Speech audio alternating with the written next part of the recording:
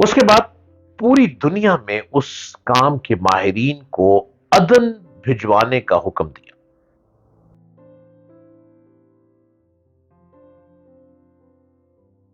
میں آپ سے ذکر کر رہا تھا قوم عاد کے بارے میں، آپ اس کا پارٹ 2 سنیے ذرا۔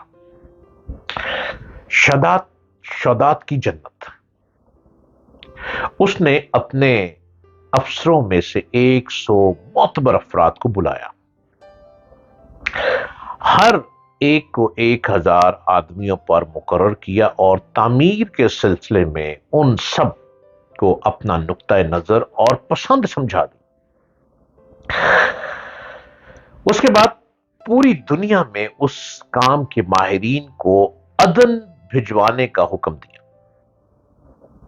اپنی قلمرو میں سب حکمرانوں کو یہ حکم دیا کہ سونے چاندی کی کانوں سے اینٹیں بنوا کر بھیجیں اور کوہ عدن کے متصل ایک مربع شہر جنت جو 10 کوس چوڑا اور 10 کوس لمبا ہو بنانے کا حکم دیا۔ اس کی بنیادیں اتنی گہری کھدوائیں کہ پانی کے قریب پہنچا دیں، پھر ان بنیادوں کو سنگ سلیمانی سے بھروا دیا۔ جب بنیادیں بھر کر زمین کے برابر ہو گئیں تو ان پر سونے چاندی کی اینٹوں کی دیواریں چنی گئیں۔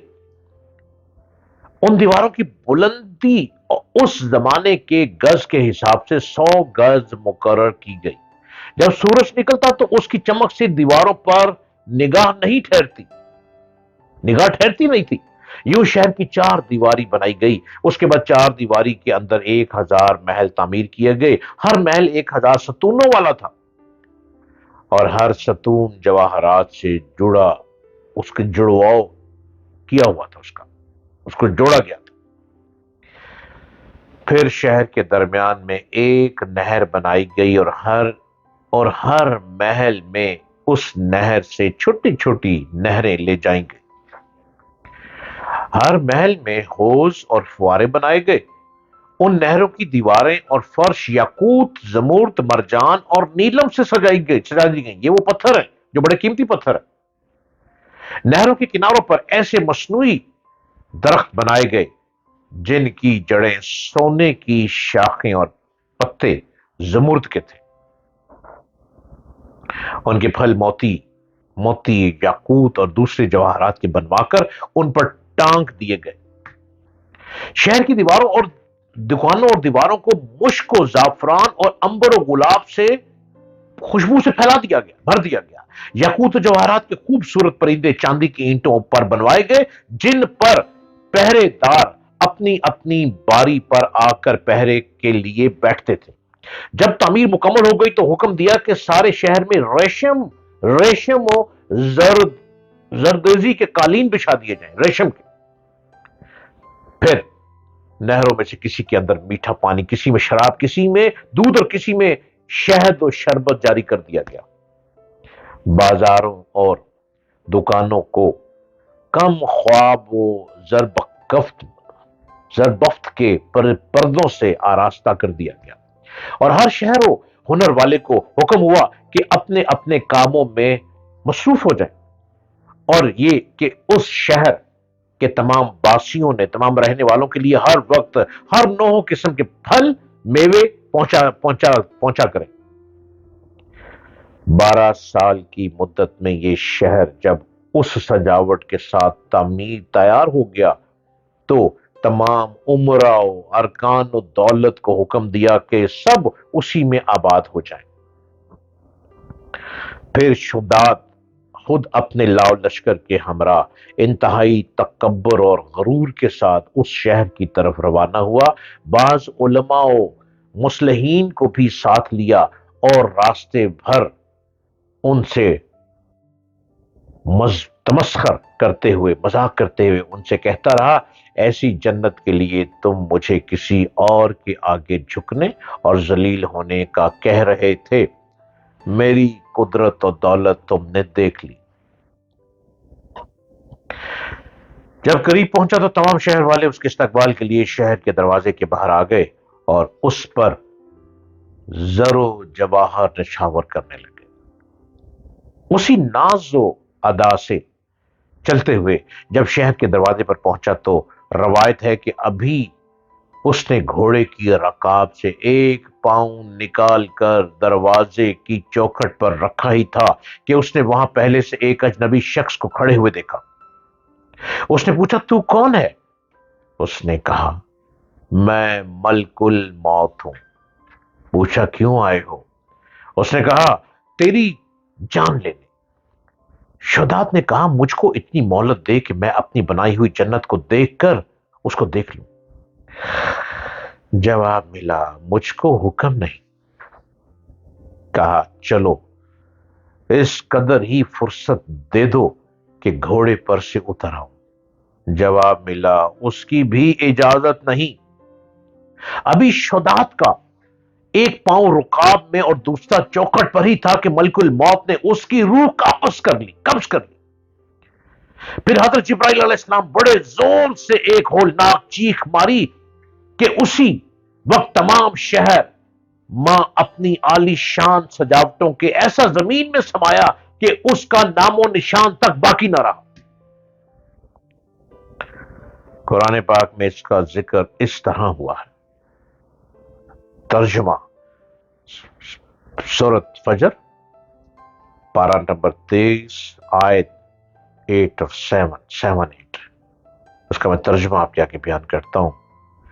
وہ جو ارم تھے بڑے ستونوں والے اور شہروں سے اس کے مانند کوئی شہر شاندار نہ تھا۔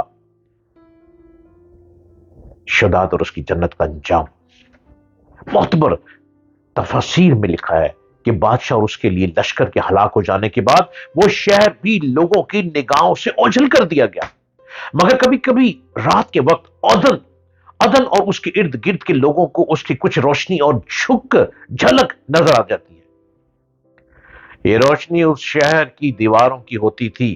حضرت عبداللہ بن قلابہ جو صحابی ہیں اتفاق سے ادھر کو چلے گئے۔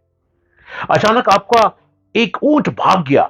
آپ اس کو تلاش کرتے کرتے اس شہر کے پاس پہنچ گئے۔ جب اس کے میناروں اور دیواروں پر نظر پڑی تو آپ بے ہوش ہو کر گر پڑے۔ جب ہوش آئے تو سوچنے لگے کہ اس شہر کی صورتحال تو ویسی ہی نظر آتی ہے جیسی نبی کریم صلی اللہ علیہ وآلہ وسلم نے ہم سے شداد کی جنت کے بارے میں بیان فرمائی تھی۔ یہ میں خواب دیکھ رہا ہوں یا اس کا کسی حقیقت سے بھی کوئی تعلق ہے؟ اسی کیفیت میں اٹھ کر وہ شہر کے اندر گئے۔ اس کے اندر نہریں اور درخت بھی جنت کی طرح کے تھے، لیکن وہاں کوئی انسان نہیں تھا۔ آپ نے وہاں پڑے ہوئے کچھ جواہرات اٹھائے اور واپس چل دی۔ وہاں سے وہ سیدھے اس وقت کے دارالخلافت دمشق میں پہنچے۔ حضرت امیر معاویہ وہاں موجود تھے جب وہ وہاں جو کچھ ماجرا ان کے ساتھ پیش آیا تھا انہوں نے بیان کیا۔ امیر معاویہ نے ان سے پوچھا، وہ شہر آپ نے حالت بیداری میں دیکھا تھا کہ خواب میں؟ حضرت عبداللہ نے بتایا کہ بالکل بیداری میں دیکھا تھا۔ پھر اس کی ساری نشانیاں بتائیں کہ وہ عدن کے پہاڑ کی فلاں جانب اتنے فاصلے پر ہے، ایک طرف فلاں درخت اور دوسری طرف ایسا کنواں ہے، اور یہ جواہرات یاقوت نشانی کے طور پر میں وہاں سے اٹھا لایا۔ امیر معاویہ یہ ماجرا سننے کے بعد نہایت حیران ہو گئے۔ پھر اہل علم حضرات سے اس بارے میں معلومات حاصل کی گئیں کہ کیا واقعی دنیا میں ایسا شہر بھی کبھی بسایا گیا تھا جس کی اینٹیں سونے چاندی کی ہو؟ علماء نے بتایا کہ ہاں، قرآن میں بھی اس کا ذکر آیا ہے۔ اس آیت میں ارم ذات العماد یہی شہر ہے، مگر اللہ تعالیٰ نے اس کو لوگوں کی نگاہوں سے چھپا دیا ہے۔ علماء نے بتایا کہ حضرت صلی اللہ علیہ وآلہ وسلم نے یہ بھی فرمایا ہے کہ میری امت میں سے ایک آدمی اس میں جائے گا اور وہ چھوٹے قد سرخ رنگ کا ہوگا، اس کے ابرو اور گردن پر 2 تل ہوں گے۔ وہ اپنے اونٹ کو ڈھونڈتا ہوا اس شہر میں پہنچے گا اور وہاں کے عجائبات دیکھے گا۔ جب امیر معاویہ نے یہ ساری نشانیاں حضرت عبداللہ بن قلابہ میں دیکھی تو فرمایا واللہ یہ وہی شہر ہے۔ میرے رب العالمین نے کتنی نشانیاں دے دی، ابھی بھی ہم ہوش میں نہ آئے، ابھی بھی ہم انسان کو انسان سے توڑتے چلے جا رہے ہیں۔ اب تو وقت ہے ہمیں جڑ جانا چاہیے، اب تو وقت ہے ہمیں مل کے چلنا چاہیے، ابھی وقت ہے اس سے پہلے کہ زمین اور آسمان ایک کر دیے جائے، یہ بھی قوم تباہ ہو جائے، پوری دنیا کے انسانوں کو سوچ سمجھ کے ایک دوسرے کے ساتھ مل جل کر بھائی چارے کے ساتھ مل کے چلنے کی جستجو میں رہنا چاہیے اور اس پر سوچنا چاہیے۔